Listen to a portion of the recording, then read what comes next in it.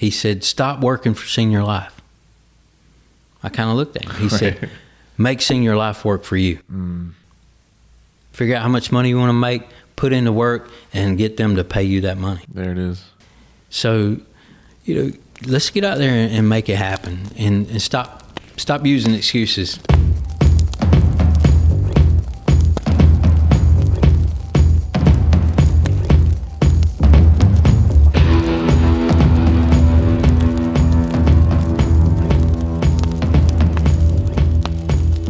I'm Thomas Roach. We're at the Senior Life Insurance Company home office, and we are all fired up. This is the, what episode is this, 7?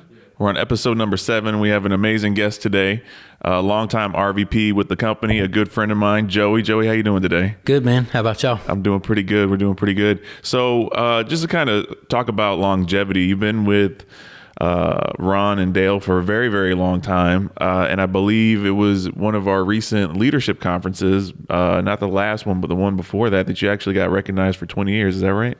That's right. That's a long time to be with the company and to be with the Powells. How did you get involved with, was it still P&P agency at the time? It was P&P when I first came here. How did you get involved? How did you meet them? How did you know them? How did that get started for you? I was, actually, at that point in time, I was working with another insurance company. Had only been there a couple of months, and before that, I was the manager of a furniture store. Okay. And so I knew that to make the money that I wanted to make, I needed to do something in commissions. And so I got to looking at the insurance industry and saw that, that was a really good industry to get into to make good money and helping families and stuff like that. And so I was with another company for a few months, got my license, and I did well there, but I saw that there was really no big money to be made where I was at, but had always heard about P&P here in Thomasville. Okay. And everybody kept saying, yeah, but you got to travel. You got to travel if you want to do what they do. And I was like, well, that might be okay if I can make the money that I hear they're making over there. Mm-hmm. And so a gentleman that I knew Mike Harper. And so he said, let's just go talk to him. So I did, and me and that other gentleman went and talked to him. And he shared the opportunity with me and the dreams and all that they had. And so I was like, this looks pretty good. Mm-hmm. And so I just didn't know about traveling. I was going to have to be gone from home. Right. 4 nights a week, 3 nights a week, whatever. Were you already married at that point? I was married. So I guess you had to have a conversation. Went home, talked to my wife, and I told her, I said, look, here's an opportunity. I can make $1,000 a week, but I would have to be gone 3 to 4 nights a week. She said, well, when are you leaving? So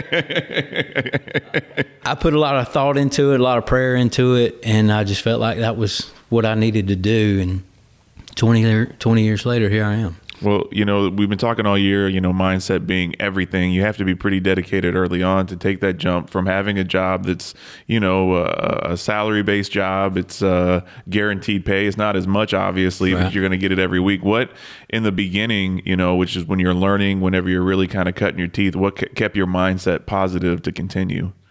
One thing I can always say is I kept my eye on the big picture. The big picture was at that point in time, and this is kind of a funny story. Back when I first came on, the Chevy Tahoes just came out. Okay. And that was like the big thing to drive. Yeah. Well, these guys had 2 of them. I'm like, they doing something. Right. They doing something. Right. So I had the mindset, look, if they can do it, I can do it. Just show me how to do it and get out of my way. Right. I'll make it happen because I'll put in the work. And of course, it wasn't that easy. I struggled to start with. And that's a lot of things that people do nowadays is I struggled back then to learn this business. Okay. But I kept seeing the end results can be really, really good if you stick with it. Right. The problem nowadays is a lot of people are not willing to put in that struggle, to put in that sacrifice to get to the big picture. Even with with the things that Ron is put into place at this point, it's a lot easier now, because you, at the time, whenever you were with PMP, you were with a company that wasn't even licensed in the state of Georgia where you live. So you had to travel completely out of state. Actually, at that point in time, we were in Georgia when I first came on, but I traveled Georgia, Florida, Alabama, edge of Tennessee. And now when I hear people say, well, these leads are 50 miles away. Right. Well, I used to drive 6 hours to get to my first stop. Oh, wow. So, there's no excuses. What do you prefer? You prefer field sales or telesales?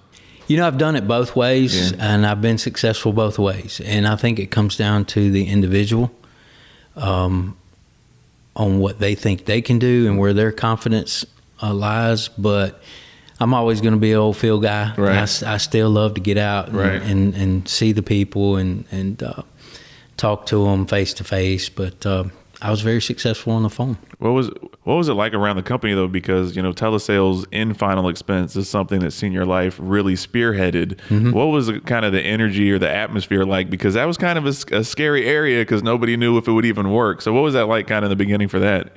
I was the last one to come off the road. Oh, wow. Get on the phone. Okay. Because in my mind, I was like, I'm scared of that. They're not going to give you their information over the phone. Right. They're not going to give you their account numbers and things like that. So I held back, and I kept working in the field. And next thing you know, my buddies I was traveling with, they didn't come off the road. They were on the phone. And right. I was like, man, I know I can make money out here. I'm just a little nervous about it. Yeah. And I'll never forget it. I was in Montgomery, Alabama, working, and Ron called me that day. He said, man, what are you doing? I said, I'm working. Right. He said, are you going to come off the road and get on the phone or not? I was like, man, I'm gonna do a little bit of both of it. He's like, well, everybody's been doing really good over the phone. You need to really consider that. So then I'd be on the road for 3 days, and then I'd get on the phone for 2 days. Okay. So then I finally decided, you know what, I'm shortcutting myself on the road, and I'm shortcutting myself on the phone. Yeah. At that time, we had our second child. It was getting tough at home for my wife to handle both kids with me out of town. And I said, you know what? I'm going to make up my mind. This is what I'm going to do in the field. I'm going to go do it on the phone. There you go. And so I got the field out of my mind, and I just did it on the phone. Now, years later, I believe it was through Telesales, the highest personal production in a week.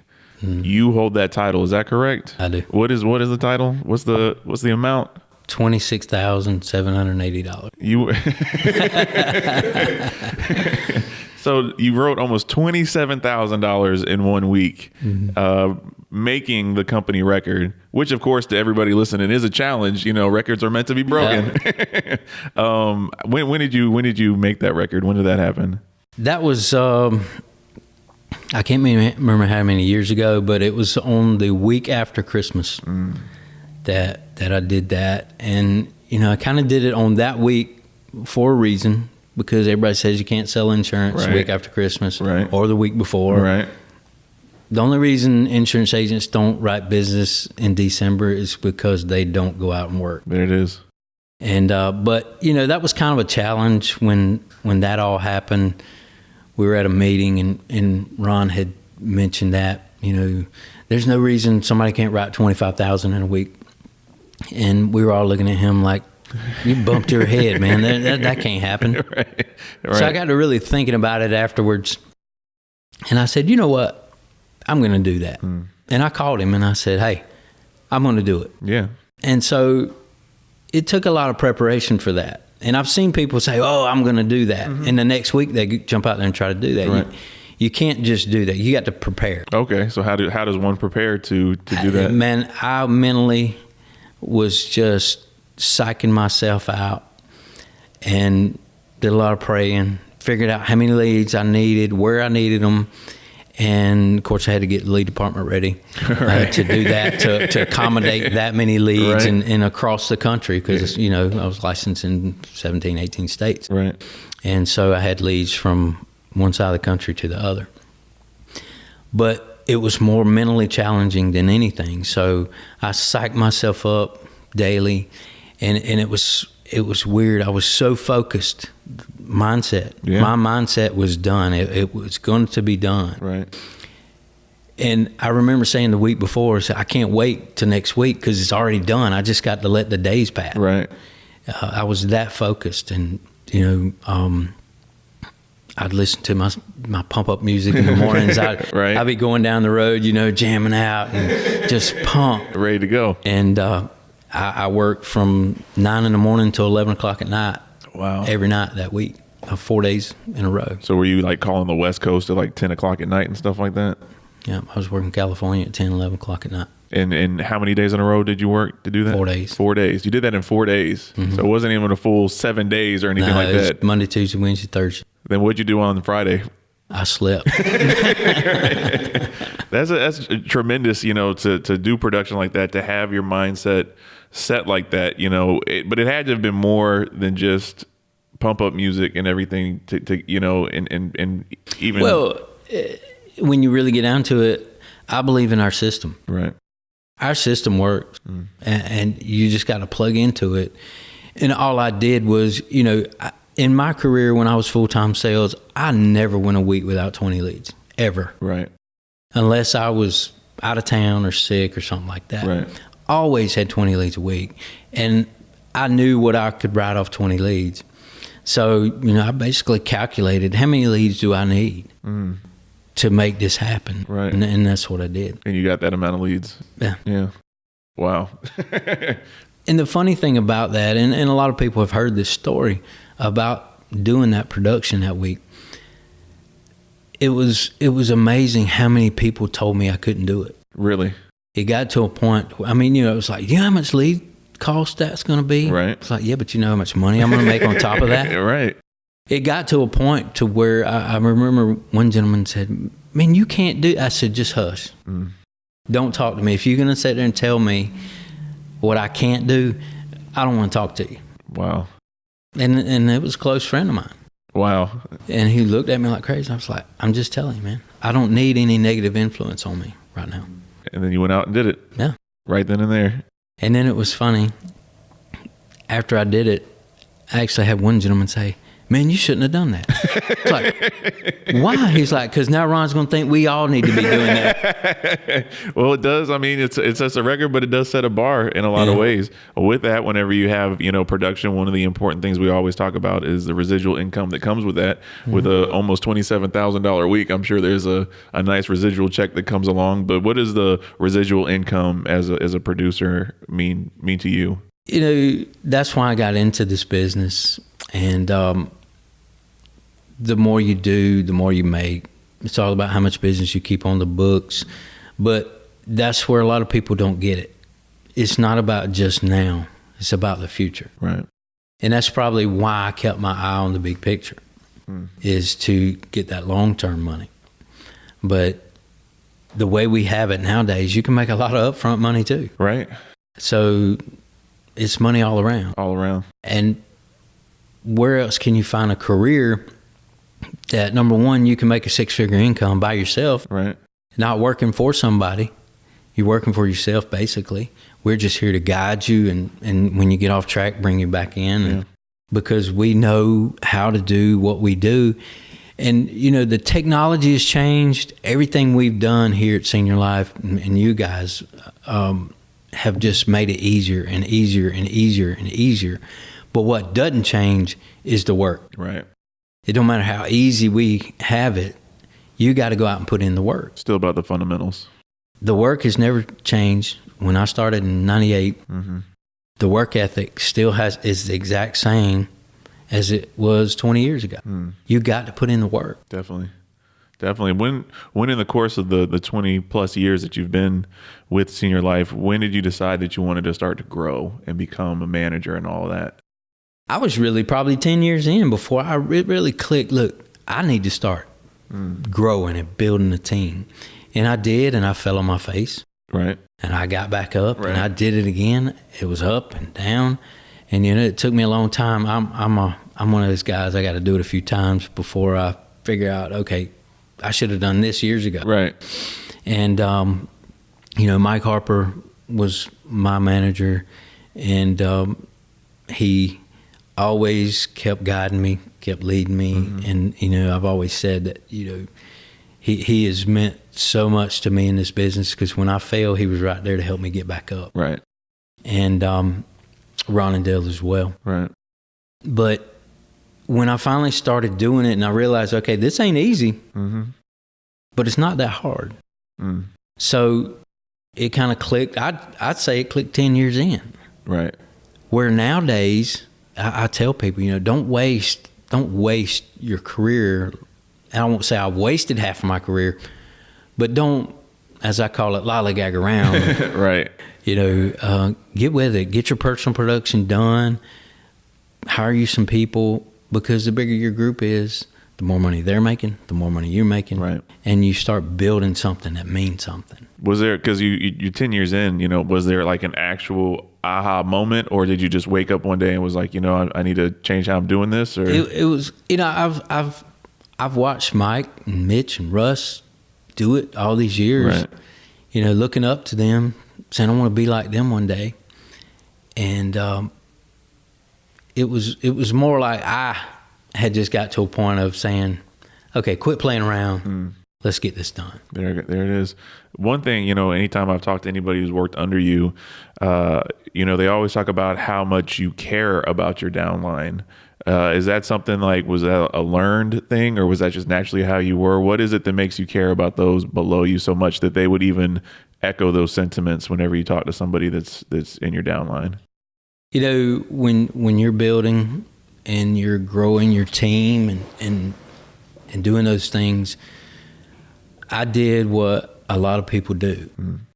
I was thinking about the overrides that they could make me. Yeah. That's really all I was worried about. And I had a moment in my life, I don't know, 6-7 years ago, that it was tough. Okay. Things were tough for me. Okay. All the way around the board. And I kept wondering, okay, what's going on? Why is this not growing? Why is this, and I'm a Christian, and I felt like the Lord was telling me, look, you're worried about the money too much. You're chasing a dollar. Right. I'm not going to let you have it. Wow. Until you let go and let me. That was a moment in my life that I was scared of, and I finally did it. I was like, look, I'm done. I'm going to let go and let you. From that point on, I started caring about people making it, not just for the money. Right. I became, and I try to be a servant leader. I'm here to serve I don't like to call them my agents, but our agents on our team. Right. And when I became more concerned about them and what they do, my money started coming. And so that was kind of defining point in my career and my life. Yeah. I just turned it all over to God and let him handle it, and let me try to take care of our agents and do what I can to help them. Definitely. One thing that we've touched on a little bit, you are a family man. You have a wife, 2 kids. I know that for a long time, I'm not sure if he still is. I know your son was playing baseball for quite some time. Is he still playing ball, or a lot? That in support of him and everything, that has required you to kind of travel, because he's in a lot of travel leagues and things like that. How has this opportunity allowed that? That's one thing that I try not to miss, because I know that is something that I can't get back. And I know a lot of fathers that they don't have a choice. They have to work. Right. They can't get off work and things like that to go see their children play, because my son plays a lot of baseball. My daughter plays a lot of softball. Okay. So, right. There's times where me and my wife she's on one side of Georgia, I'm on the other. Right. And this business has allowed me to not miss my children's things that they have at school, the ball games and stuff. Mm-hmm. And we are gone a lot on the weekends. And so, not necessarily just having the money to do that, but having the freedom to do that.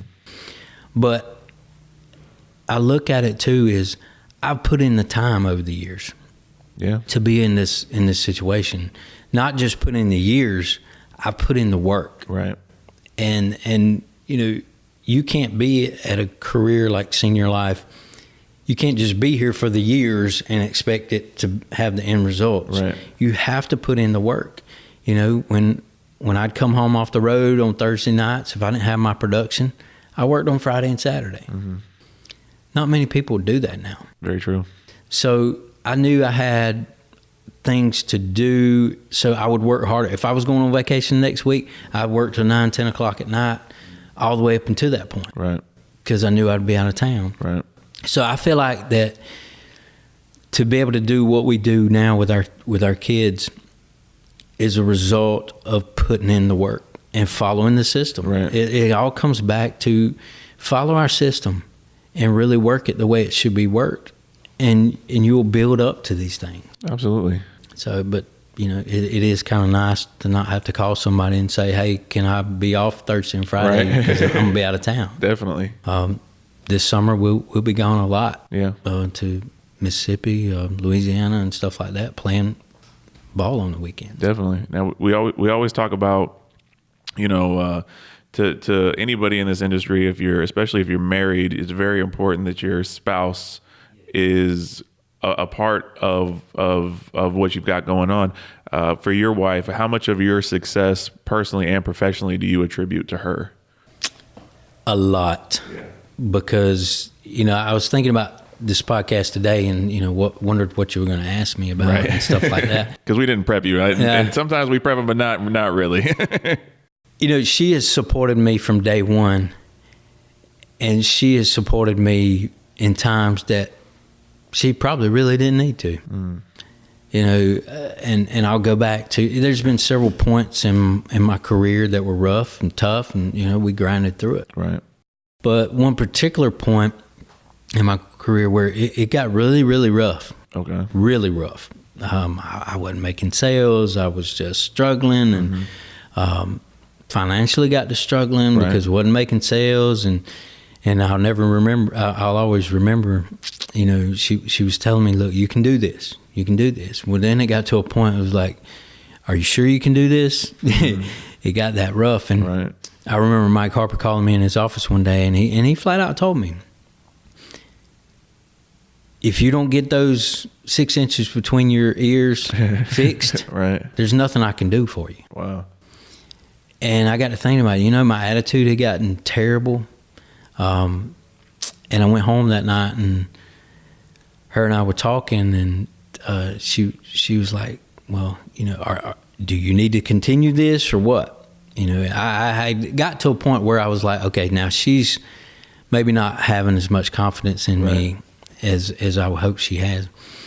But that Monday I went out, and when I got to the hotel I was at, I looked in my bag to get my stuff out, and there was a card in there.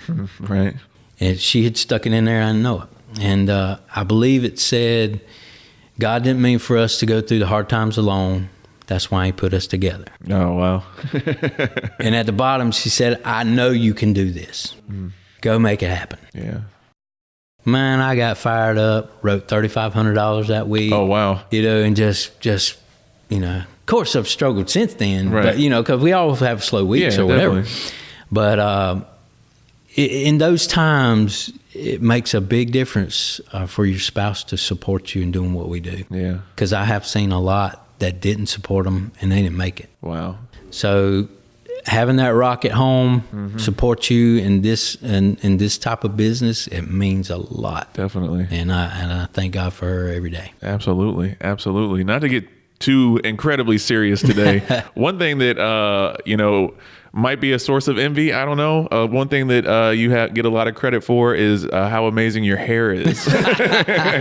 Where does that come from? The amazing, because is it Silver Fox? Is that the nickname that you're getting? That, and everybody a lot of people say salt and pepper. Salt and pepper. So how's it feel to have like such a trademark as your hairstyle? What's that about? It's funny. I actually just told my wife last night, I said, they want me to do a podcast tomorrow. Right. And I said, I better go ahead and do it because this is the first thing they've asked me to do since I let my hair grow out. Material they put out is with my short hair. Right. I said, I think they're tired of my long hair. That's amazing. Whenever we kind of get towards the end of the podcast, I always like to give the guests the opportunity. Is there any last words, anything you'd like to say before we get out of here today?